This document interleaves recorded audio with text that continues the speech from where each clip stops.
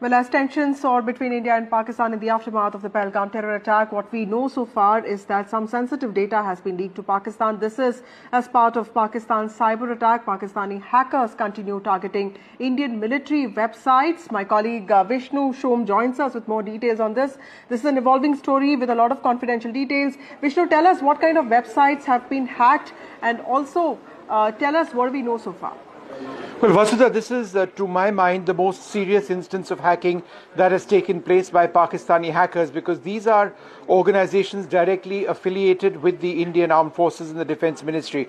In the past, there have been autonomous institutes, for example, educational institutes, which have been hacked and defaced. But on this particular occasion, the Indian Military Engineering Service, which is part of the Corps of Engineers of the Indian Army, and the Armored Vehicle Nigam Limited, which is a defense public sector unit, they have been targeted, in addition to the Manohar Parrikar Institute of Defense Studies, which was previously known as IDSA. So that's now called the Manohar Parrikar Institute of Defense Studies and Analysis. In terms of data which has been breached at this stage, what we are told is that they've gained access to sensitive data, which includes the name of personnel, which includes login credentials as well.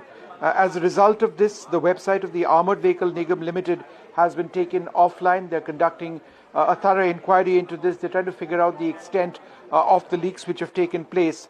But this is a threat linked to Pakistan. In the past, on a real-time basis, those keeping an eye out for these hacking attempts on the Indian military or affiliated organizations were able to spot that these were coming in from Pakistan. On this particular occasion, it's quite clear that they have. And once again, the matter of concern this time around particularly is that some sensitive defense equipment may have been breached. Right. Vishnu, just to take our viewers to what has really happened, is this, tell us, give us the context to what kind of attacks have Pakistani hackers attempted in the past. And I remember there was this particular case of AIMS server being hacked. Tell us what have been consequences for such actions. Well, there were a couple of educational institutions last week which were hacked. These were providing educational opportunities to the family members of defense personnel. There were nursing institutions where, which were hacked. The sites were made offline. There were messages from these Pakistani hackers which were placed over there. As far as the Armored Vehicle Nigam Limited is concerned, their page has been defaced. There's a picture of a Pakistani tank instead of the Indian tank, which is usually over there.